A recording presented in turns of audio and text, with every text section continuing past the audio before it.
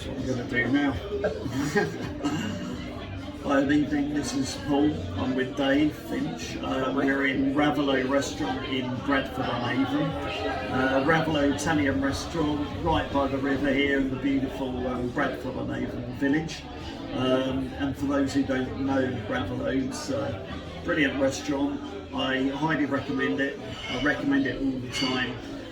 Number of different reasons. One, beautiful building, fantastic architecture. It's just a beautiful place, really nicely done. The staff here, Bruno and his staff are absolutely brilliant. Really nice guys and ladies, service is excellent. The food is superb and the prices just match it. They're really reasonable as well. So if you're looking for a decent restaurant, you like Italian food, this is definitely the place to come. So I'm sitting with Dave tonight. We weren't going to do this. We've just changed up. Well, I've changed his mind actually. we did. I was going to bottle out actually. We're going to leave it and go to Dave's flat and do it another day actually. But I'll blow it. Come on, let's give it a go and see how it plays out. So Dave and I have known each other. We've just been looking back when we first met, and it was about somewhere during 2016. Dave and Trish, his wife, were living in Spain. They had a place out there, but they bought a coach house in Corsham before they do what? That was 2006. They bought a coach house. And that was a bit of an investment, keeping it really while they were out in Spain, which was a really wise decision. So good investment. We met Dave and Trish when they decided to sell the coach house back in 2016. So that was our first meeting.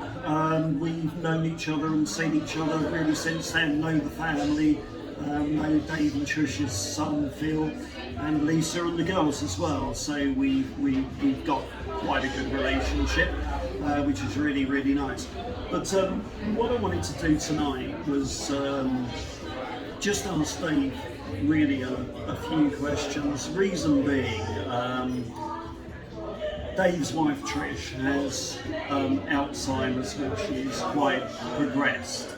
And when I first met Dave and Trish, it was not obvious to me at all.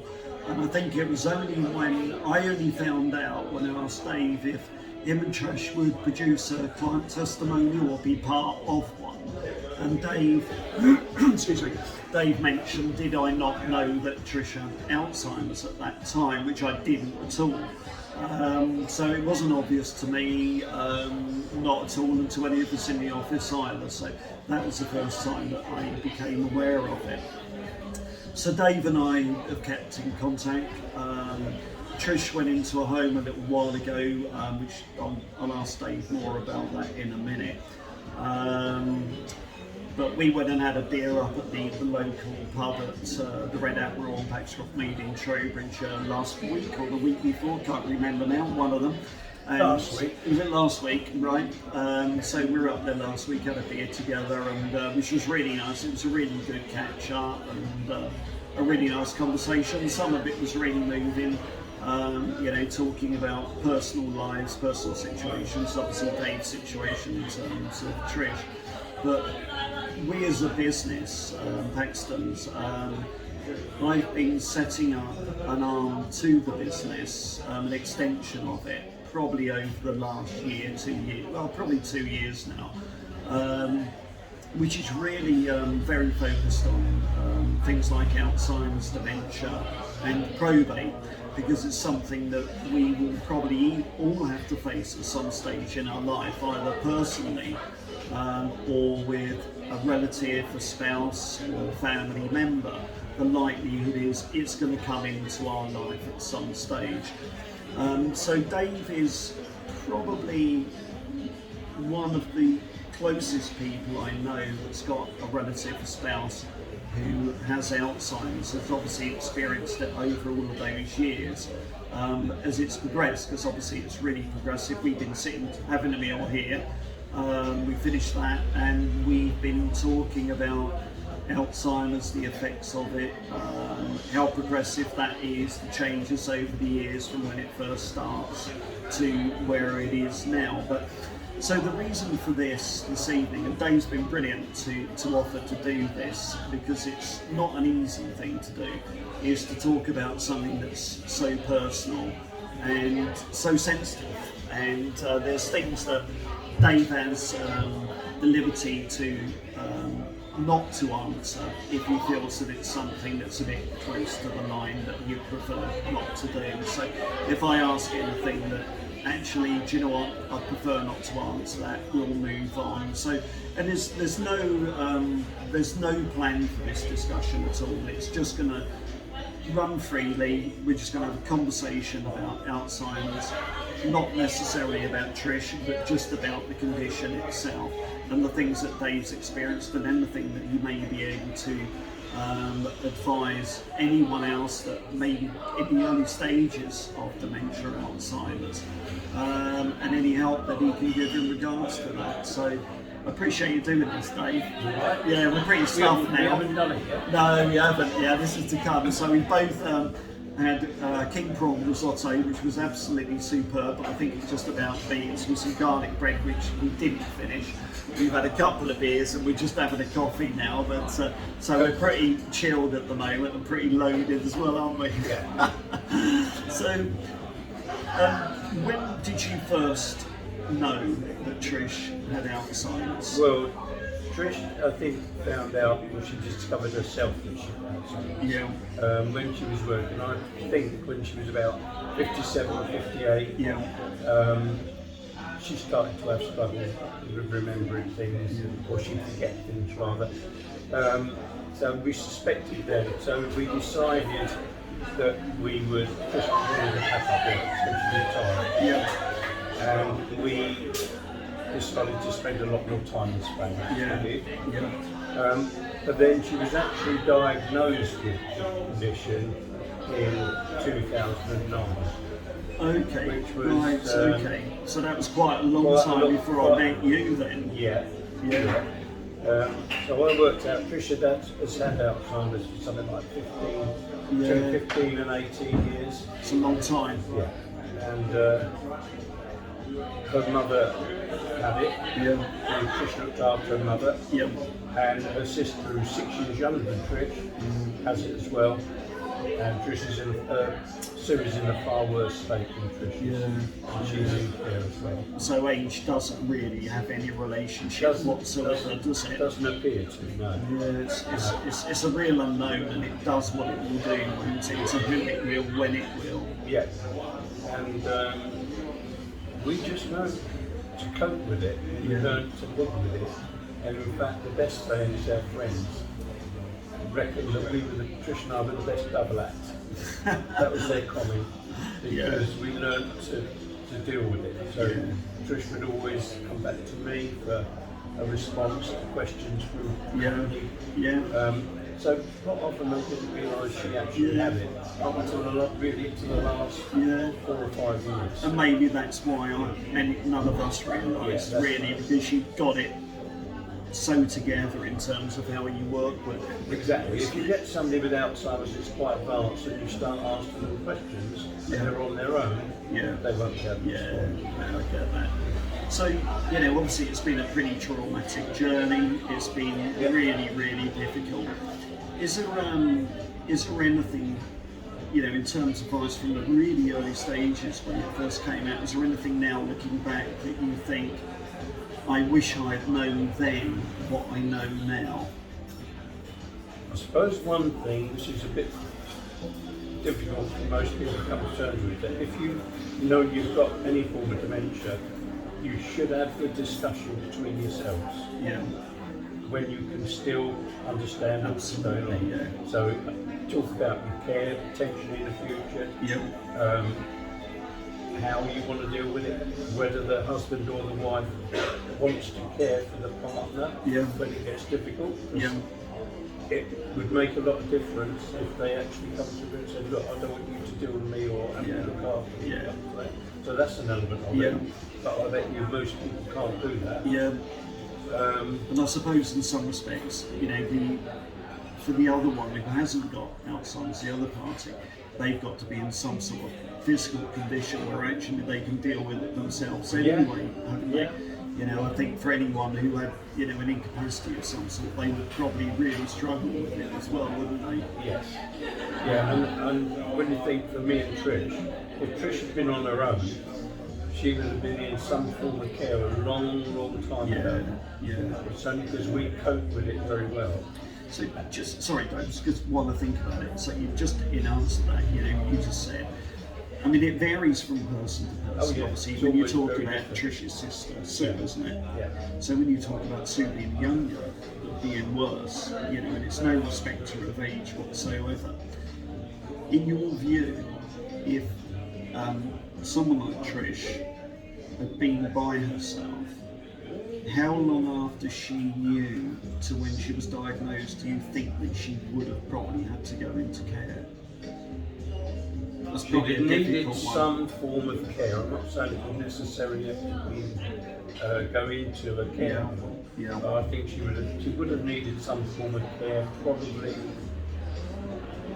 after about 7 or 8 years. Right, okay, yeah. If that, maybe sooner. But it's going to vary, isn't it? Because with Alzheimer's, as opposed to a lot of dementia, it's cognitive rather than just memory. Yeah. So it's the ability to do things like cooking, Yeah, of making course. making tea, stuff like that. Yeah, Yeah, that's true. So when there's a supporting partner, that really doesn't come into play until it's much more advanced. Yeah, no, I get Then that. it gets difficult.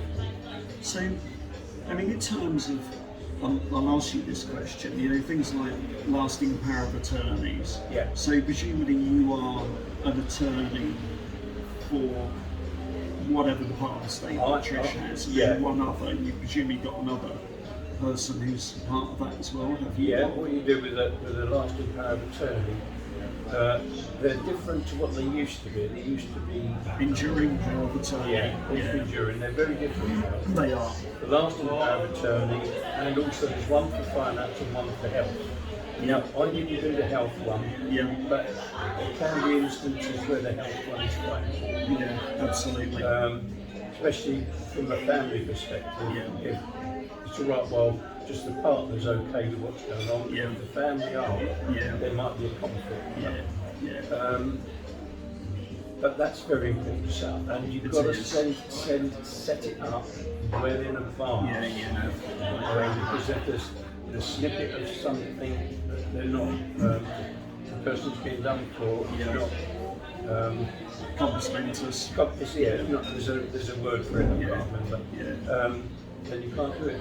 So then you'll have, I think Trish and I, there's 3 other people involved.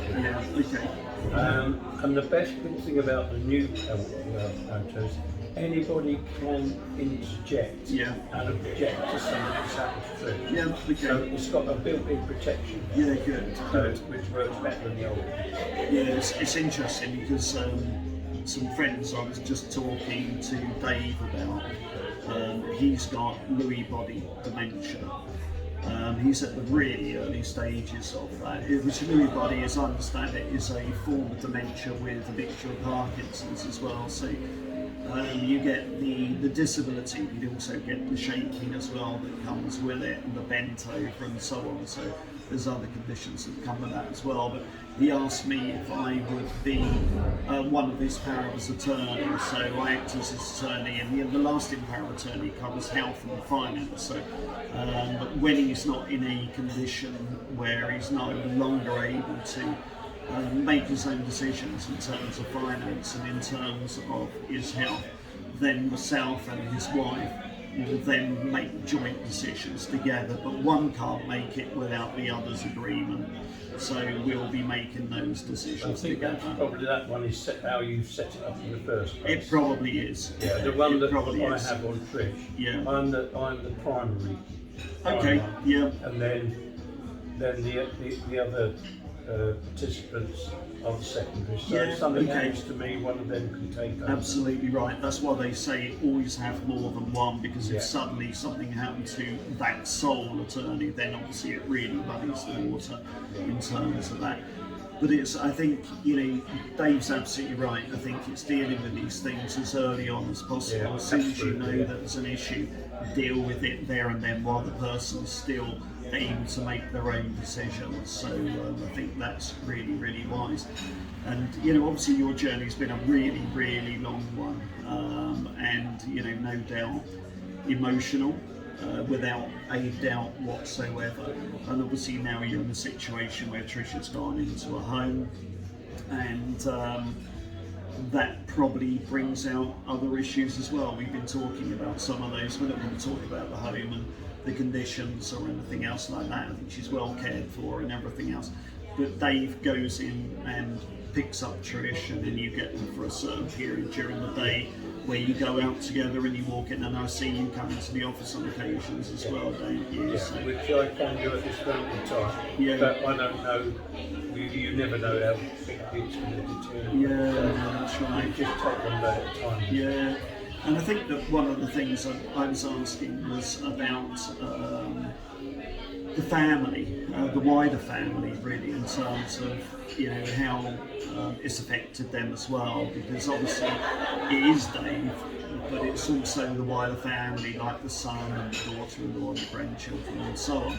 It's a much bigger picture, and I think for me, this is one of the things we were talking about earlier, is it's the difficulty and the pain and the emotions of living someone that you love, but they don't know who you are anymore. Exactly.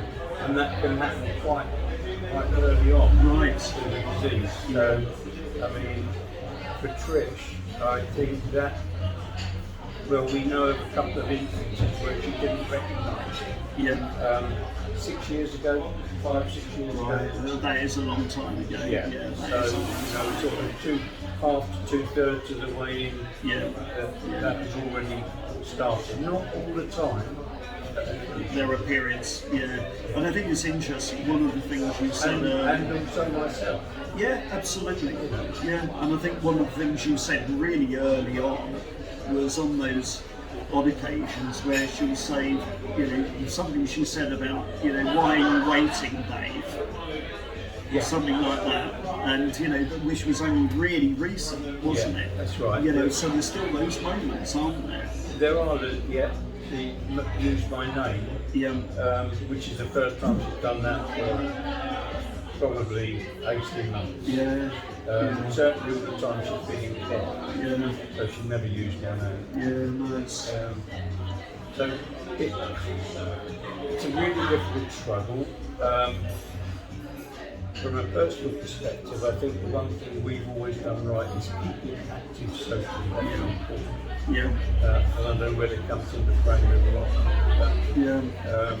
That is really important. Socially Yeah, I active. think you're right. And that's where you need the good friends around you. Yeah. We've been lucky with that. We've had good friends around. It is, it's a support network, isn't it, really? Family, friends who really are always there for you, and they know the situation, and they just accept you for who you are and the situation that you're in as well. Yeah, no, I agree with that. And I think you're right about, you hear that so often about being occupied and making sure you're always doing things, keeping the brain going, really. I suppose it's the same for all of us, whether you're suffering any condition or not, it's important to be active all the time, whether physically or mentally, isn't it? Yeah. Yeah, I think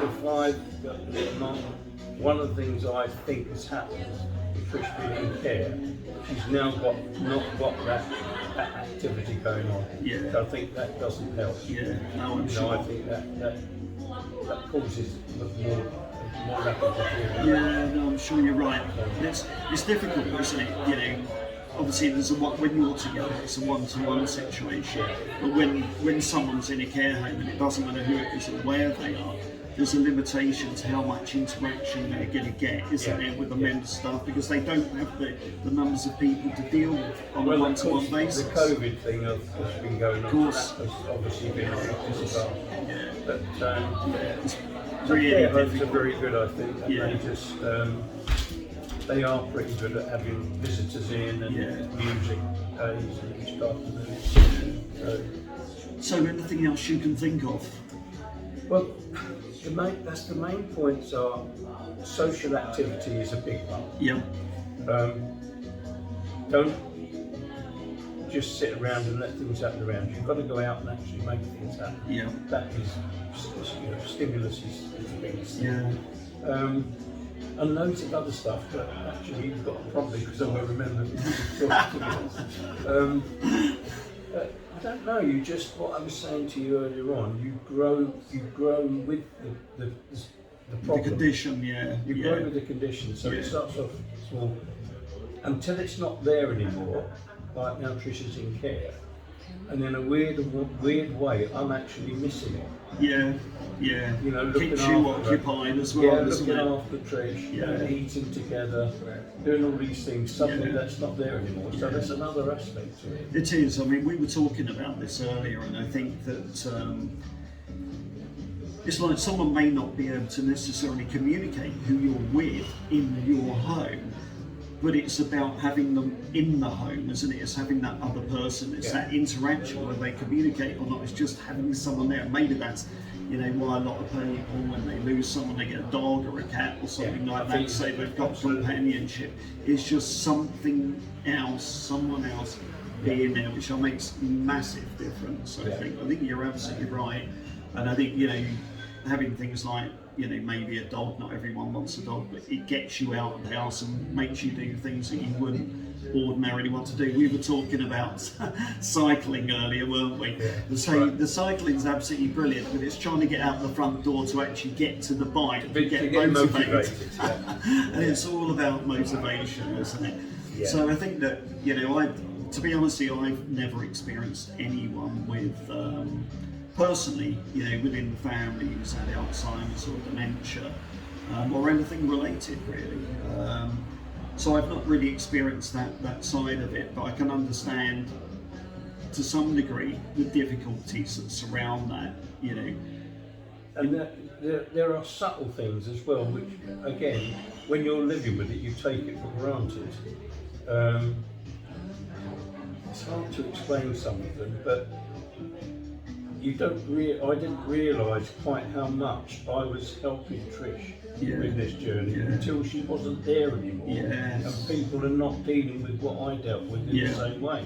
So that's not helping her.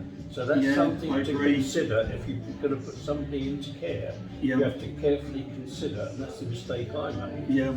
I didn't arguably look into the care element. I should have had an expert talk to first. And I didn't.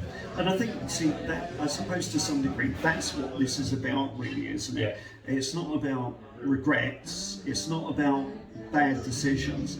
It's looking back in hindsight. And I was saying in the interview with Ryan Hartley that we learn from history, or we don't, and we repeat the mistakes over and over again. And I think, like Dave's situation, it's easy to sit back in hindsight, and I don't mean this in a bad way, because we've all done it in everything that we do in life, really, to some degree. But it's good to reflect back over decisions that you've made and say, how would have I done that better, or how would have I dealt with it today, based on how I dealt with it then and what I know now. How would I advise someone else who was in that situation that I was in right at the outset? And the other element to that is, although I was struggling big time before Trish went into care, it's amazing how quickly you start to forget how difficult that was. But they're not with you all the time. So now when Trish comes out, it's not really difficult, but she's only with me for a few hours at a time. If she was now with me and I was dealing with her 24/7 again, we would be back to square one, and those pressures would be. And did you find it overwhelming, the full-time care at times? Overwhelming in a sense. I think I would lose my temper.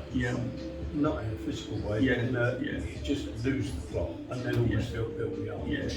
And funnily enough, Trish would as well. With her frustration. She used to get frustrated with things she was doing. I can understand that. I could say to Trish, like sometimes towards the end, she said, I'm going to bed, and she'd get into bed with all her clothes on. When I get her to get out of bed and take clothes, she'd get all grumpy. Yeah. When I then explained to her after it's all finished, she'd forgotten she'd done it. Yeah. And then she'll get upset. Yeah. And then she gets upset, I get upset. So those are the sort of pressures that you're under. Yeah, that's interesting. Yeah, I mean that's almost revolving, isn't it? You know, one thing leads to something that leads to something else, that leads to something else, isn't it? Yeah, I've not heard that before, but yeah, that's really one interesting. sort of thing. The other thing was the carers. We used to have the carers in who were brilliant. Yeah. But it got to the point where Trish just resisted with those, with the carers. So this is the other element of it, you know. Yeah, it's a difficult road, isn't it? But you know, you seem to be coping pretty well. I'm sure not perfectly. No. There's plenty of challenges still, and probably challenges to come along the way. But you know, I think you've got a good family. Yeah, we have got that, good family and friends, and that's really important. Yeah. The other thing to say is, I think Alzheimer's makes people react a bit like if they've had too much to drink. Yeah. It brings out arguably the worst in them. So if you're normally quite an aggressive person, or you have that little aggression, that will be accentuated with Alzheimer's. Luckily, Trish isn't like that. But I can imagine there are people where that would be the case, and then it's going to be really hard to manage. Yeah, that's very common. And I think it's probably for everyone when you know every spouse who ends up in that situation, you know, where their wife or husband is a situation where they get to the point where they become unmanageable through changing character and personality because of it. I think you actually get to a point where you can't manage it anymore and you can't deal with it. That's exactly the isn't point. it? Yeah, and it's wearing, and it doesn't have to be anything, any one particular thing. It's just, I mean, if you can imagine sitting in our lounge, and all through the day, Trish will be commenting on the pigeons on the roof, and the trees moving, which she didn't understand it was a tree, but she would mention that probably every 10, 15 minutes, all the time she's sitting there, to the point where I closed the blinds so she couldn't see it.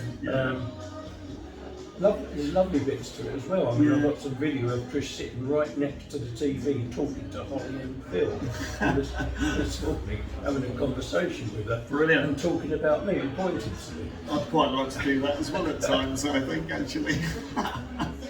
But it's silly things, so there are light-hearted moments, and there are also some heartbreaking. Very difficult ones. I can understand that. And another funny one is with Trish in particular, but I suspect this probably happens a lot. They tend not to treat their home as their own anymore. Okay. It's as like they're always a guest in their own home. Okay, almost. interesting. So she would steal out the fridge, thinking that she should, she'd go and steal chocolates, and I'd find little blue wrappers everywhere, and find the odd chocolate melted in a pocket. So they're light-hearted bits. That's the sort of thing that went on.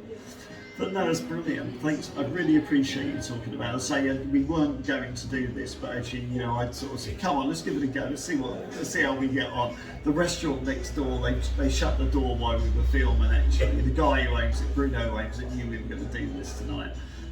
But it was quite noisy next door earlier, wasn't it? And I was thinking, not sure how much you're going to hear of this. But I think the end result of all of this really is it's about support mechanism. It's about having people around you who are always there for you. They don't need to be on your doorstep. They don't need to be with you every day, but you know they're there if you need them. And I think, you know, for you, having family close by is a real blessing, isn't it? You know, it's on the same development, and they're lovely, really supportive, and you go there every Sunday, don't you, for lunch? Yeah, I pop in and have drinks. So you do need people around you, without a doubt. And you've got good neighbours where you live as well, haven't you? One of them's just recently moved out. We used to have a few glasses of wine with, I think, but you've still got one there, haven't you? Yeah, we have really glasses. Yeah, which is really, really nice. So you do need support, without a doubt. I can imagine. Brilliant. That'd be great. Great.